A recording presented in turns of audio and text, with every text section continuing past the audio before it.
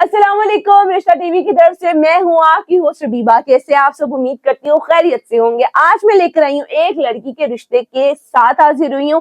तो जो हजरात रिश्ता ढूंढ रहे थे अपने लिए, अपने भाई के लिए या अपने बेटे के लिए, ये वीडियो उनके लिए बड़ी दिलचस्प होने वाली है। आपने करना क्या है, आपने हमारे टिकटॉक के, फेसबुक के, यूट्यूब के चैनल को जल्दी से सब्सक्राइब करना है। वीडियो को जल्दी ज्यादा से ज्यादा लोगों के साथ शेयर भी करना है ताकि घर बैठे हुए कुछ और लोगों का भला भी हो सके।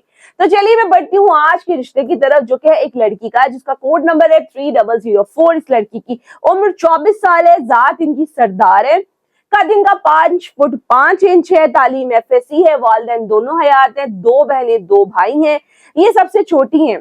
घर इनका जाती है, रिहाइश इनकी मीरपुर आजाद कश्मीर में है। जो हजरात इनसे शादी करने में इंटरेस्टेड हो वो जल्दी से फोन उठाएं, स्क्रीन पर दिए गए नंबर पे हमें कॉल या व्हाट्सएप के जरिए राब्ता कीजिए और इस रिश्ते से मुतालिक बाकी की तफसीलात भी ले सकते हैं। आज के लिए